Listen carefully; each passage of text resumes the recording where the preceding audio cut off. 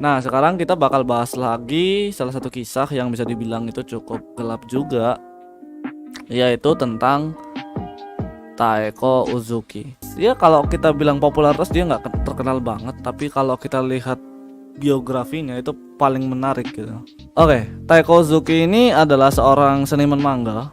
Kalau secara pekerjaan itu dia itu seniman manga. Dua pekerjaan dulu deh.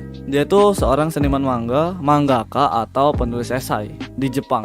Lahirnya dia ini 30 Desember tahun 1971. Kalau secara seniman manga ya itu memulai debutnya itu di tahun 1991.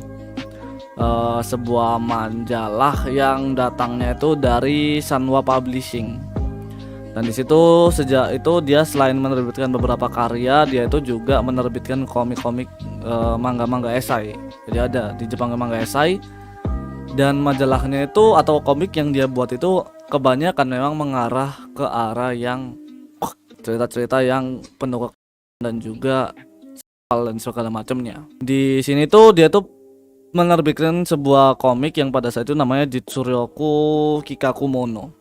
Terbitkan di sebuah perilisan sebuah majalah namanya Manga Erotik, dan di situ karya dia pertama ini mulai menjadi topik hangat dan lambat laun akhirnya dia ini mulai banyak penggemar gitu. Nah, kalau dalam kehidupan kepribadiannya dia ini lahir itu memang dengan gangguan yang bisa dibilang perkembangan cukup parah gitu.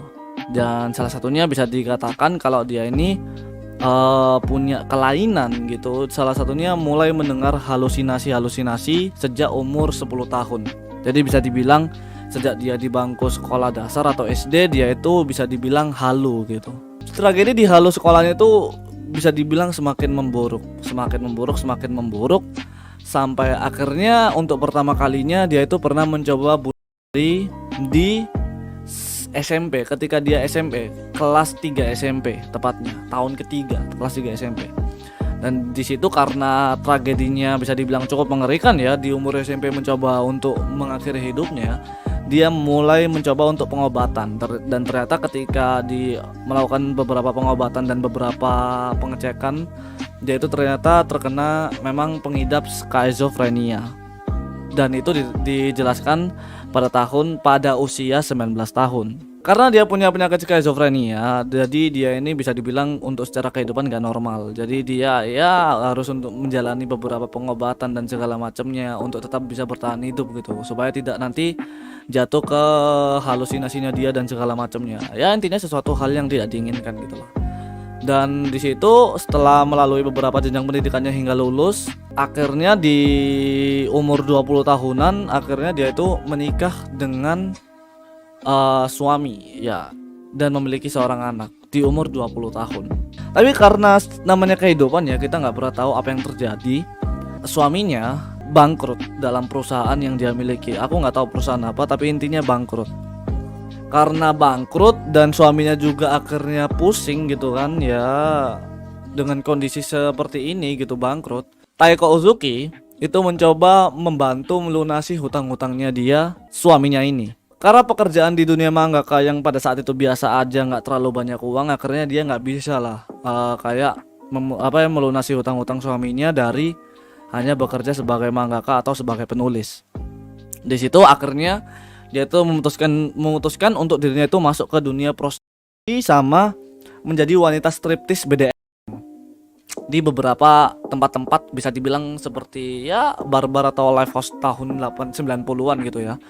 Dan setelah itu dia tuh juga masuk ke pekerjaan sampingan yang cukup terkenal di zaman sekarang, yaitu sebagai aktris AV atau aktris video.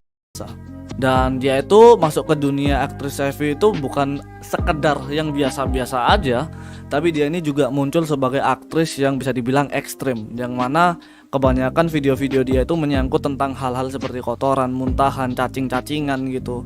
Dan dia mendapat popularitas dari sana. Dan saat itu ketika di kondisi yang seperti itu, tentu dong orang yang mengidap skizofrenia dengan segala kondisi kebutuhan uang juga, suaminya stres. Dengan dia masuk ke dunia EV itu juga nggak memungkinkan kondisi dia makin baik. Di sisi lain suaminya saat itu suaminya juga akhirnya ikut punya gangguan kejiwaan, dan akhirnya suaminya itu memutuskan untuk bunuh diri dengan cara menjeburkan dirinya ke entah sungai atau apa, aku nggak tahu. Intinya dia menjeburkan dirinya dia. Saat itu skizofrenia yang diderita sama si Taeko Uzuki, yang diidap sama Taeko Uzuki ini semakin parah tentu. Dengan kehilangan suaminya, dengan pekerjaannya yang udah nggak jelas lagi, akhirnya dia ini dirawat di rumah sakit itu karena gejalanya yang semakin memburuk dan parah. Dan karena gejala ini juga dia itu terkadang-kadang ya di rumah sakit itu berkali-kali menyakiti dirinya dia sendiri dan keinginan untuk dirinya sendiri dengan beberapa obat-obatan yang ya tujuannya overdosis. Jadi dia itu di rumah sakit keluar kerja lagi. Nanti kalau udah mulai agak-agak masuk rumah sakit lagi ya kayak jerawat nggak rawat siapa ya nggak tahu lah di rumah sakit namanya. Dan karena kehidupan yang tentulah tekanan dia itu masih banyak karena nggak bisa lepas seperti itu aja. Di tahun 2004 dia itu mencoba bunuh diri dengan memotong lehernya di atas panggung di sebuah teater terbuka di Shinjuku. Dan kejadian itu ngebuat dia ini nggak sadarkan selama 3 hari, tapi untungnya dia itu bisa diselamatkan. Dan setelah itu dia itu kembali ke panggung itu lagi, tempat dia bekerja juga sebenarnya di panggung Shinjuku ini pada tahun 2004.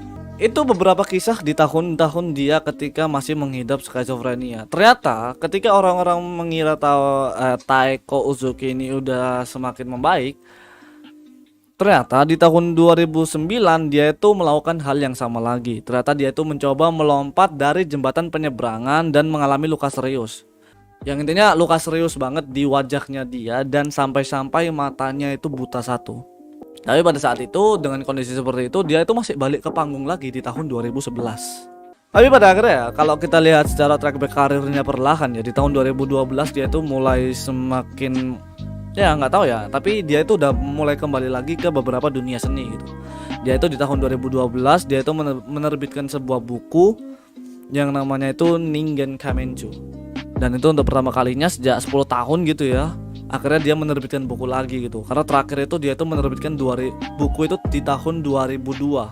Sebelum kejadian dia itu mencoba bunuh diri di tahun 2004. Dan bisa dibilang apa yang dia sampaikan di komiknya dia atau buku yang dia buat di tahun 2012 ini bukan buku sembarangan. Melainkan buku yang dia sampaikan di tahun 2012 ini adalah manga autobiografi yang menggambarkan situasinya Uzuki saat ini. Atau bisa dibilang manga yang menjelaskan bagaimana dia saat ini menjalani hidup.